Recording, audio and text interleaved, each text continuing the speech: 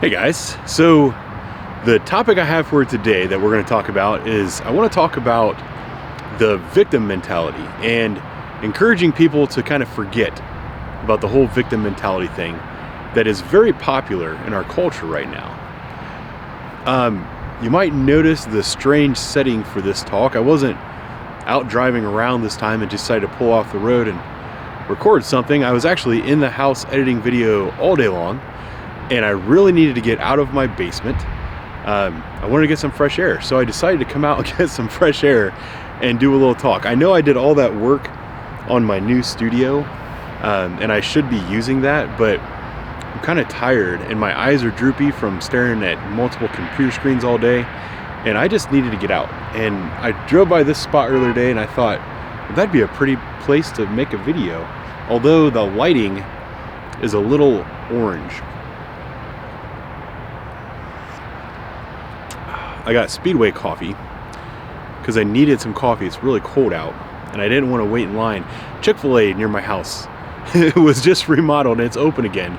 I would have gotten Chick-fil-A coffee, but the line, you know, when a Chick-fil-A has been closed for a long time and it reopens, it was closed for like 6 months. The lines are always long at Chick-fil-A, but now the line is freaking ridiculous, so I went to Speedway. It's not bad.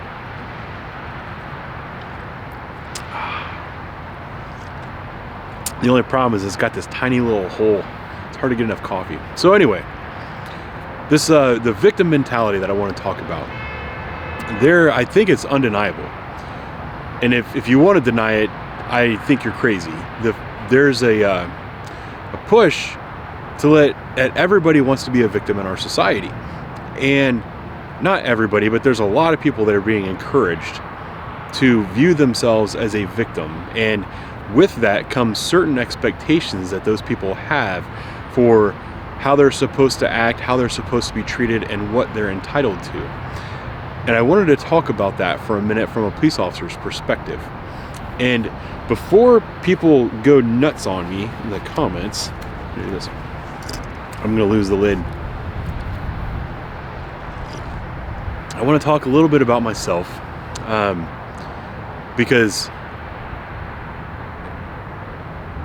I have the right to talk about this topic. Let's put it that way. So, where I grew up, I was one of the poor kids. I'm not trying to brag or anything like that. It's anymore. It's the victim mentality. Like, oh, if you're part victim, then you win. That's not the case. It's just I was a poor kid when I was young. My father left when I was about 2. He was in and out of my life until the day he died, which was about when I was 13. There was a long period of my life where it was just me, my brother, and my mom, and we did not have any money. Child support wasn't coming in. The funny thing is, the only time we were guaranteed to get the child support was when my father eventually died, and then it became Social Security income or something like that. I'm not sure how it worked. That was in the 80s or 90s, so regardless. But yeah, I was a poor kid. We only had like 1 or 2 pairs of jeans per year. I never had name brand stuff. Back in the 80s, Nikes was like a freaking huge deal, and if you didn't have Nikes, you weren't cool. And I didn't have my first pair of Nikes until I was a teenager, which I bought with my own money that I earned at a job. I remember getting 1 pair of shoes at the beginning of the school year, and those shoes had to last you the entire year. I had the sole come off of one of my shoes partially, and I was walking and it would flop around, and one of the other kids in my school that had some money snuck up behind me and like stepped on it, and as I walked out, my sole ripped off my shoe, and instead of getting a new pair of shoes right away, we had to duct tape the sole back on my shoe. So that was kind of where I grew up, where I started. And then I had some other kind of challenges, or some things like going to school. I wasn't picking up on things as fast as I should. Personally, I think I just had an attention span issue, but that's a subject for another day. But I was told that I have a learning disability. I had to leave the room to go to a special class for a couple hours a day, a couple times a week. I don't remember how it worked per se, but that lasted all the way up through high school. I remember taking aptitude tests, being told that all the things that I wanted to do with my life, I was not going to be able to do. I was told that the only choice I had was to be a garbage man or a truck driver or something like that. Something with manual labor, which is kind of funny because here I am, but doesn't mean I don't have the aptitude in it, because anyway. So I came from that world, and I wanted to tell you that it had an effect on me. Being told that you're not going to be able to do things, constantly being told that you're not smart enough, you're not good enough. I was not very athletic. I wasn't allowed to do sports. That's an issue with one of my parents. But yeah, like I believed it, and the other kids who were in my social group of the other poor kids, we kind of all believed it too, and we all hung out together and we all did the same sort of things. I grew up in a college town, and I remember resenting kids who went to college immensely and thinking I was never going to go to college. I didn't have to go to school. It wasn't something that was ever going to be important to me, and I carried on my life with that attitude. Now, I mentioned that my father died when I was 13 years old. He died as a result of not living his life the way he should have lived his life. I'm just going to put it that way. He was a good example of somebody not to follow in his footsteps.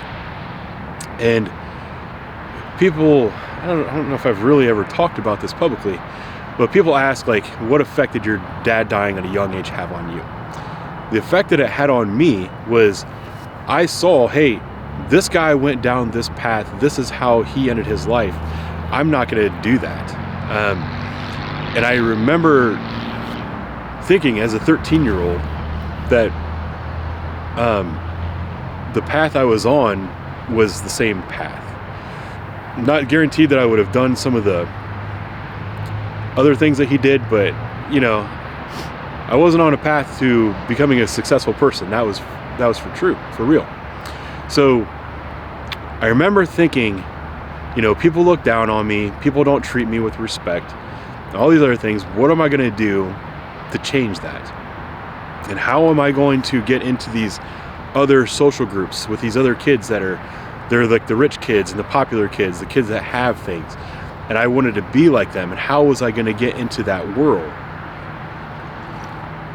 The first thing that I did was I stood up with my shoulders back, my chest out, and I remember making the conscious decision that from that day on, I was going to stand up straight, and I was going to look people in the eye when I was talking to them.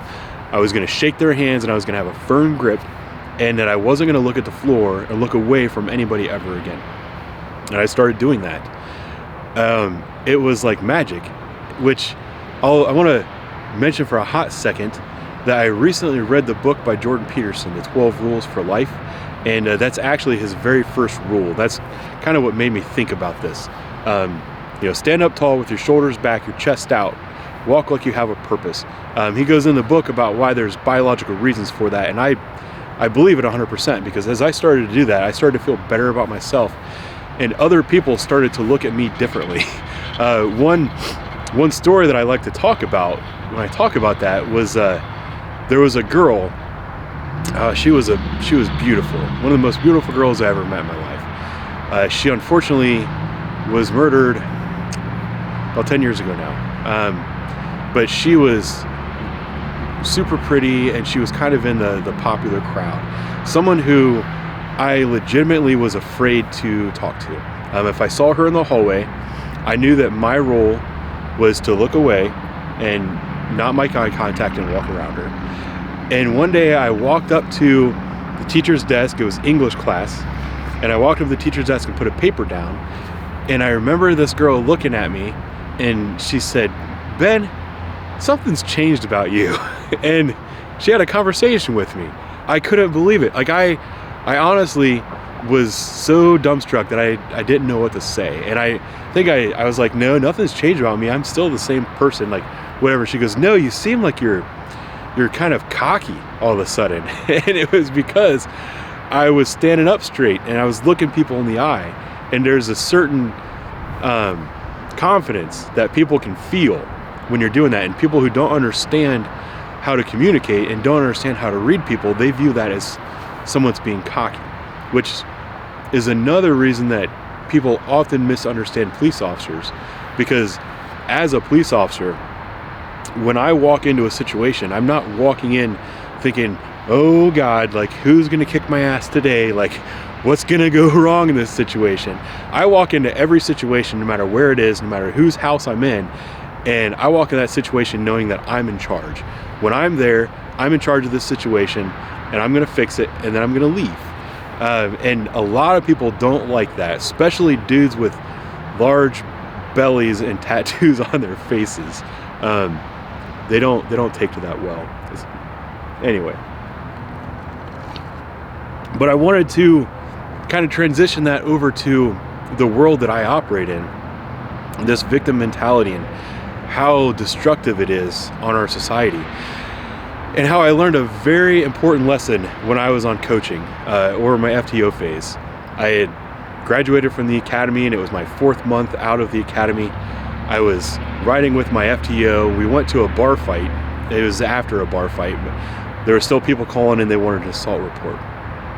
And this is my friend Jim. So Jim, I'll make sure I send you this video so you can know that I'm talking about you.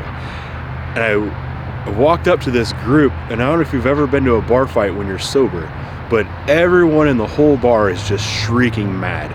They're losing their freaking minds. You would have thought that there was a mass murder that just happened in there, and it was really nothing other than a couple scratches and a broken necklace. And it was probably a cheap necklace to begin with. But I walk up to this crowd of people, and I'm confident. I'm like, you know what? This is my last phase of coaching. I know what I'm doing. I'm a cop now. I had my notepad out and ready to go. I walk into this crowd of people, and I say, hey, who's the victim? And that was an eye-opener, because everybody jumps up and says that they're the victim. There's a cop looking at me right now. He doesn't know what I'm doing. But when you're in those situations, everybody in the freaking bar wants to be the victim. The guy who started it, he's the victim. The bartenders who didn't have anything to do with it, they're victims. I mean, everybody's just jumping up and down, running up to me, trying to give me their info because I said, who is the victim? The reason for that is because when you're new, you're learning how to take reports. You have the admin page, and then the victim page, and then the suspect page. So I was just trying to get everything in order on my paper, and I accidentally asked for the victim. What my field training officer, Jim, taught me after that was, because he saw the chaos and everything, we get back in the car, and that's when the coaching happens. People think that FTOs are going to start coaching their recruits on scenes when they're in front of people. That's not how it works.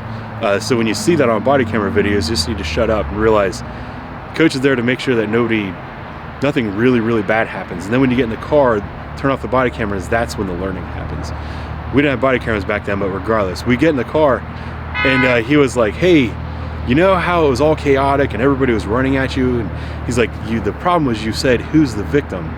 And he said, I've been doing this for the last 16 years. And this is the lesson that I learned when I was on coaching. I think you should do it.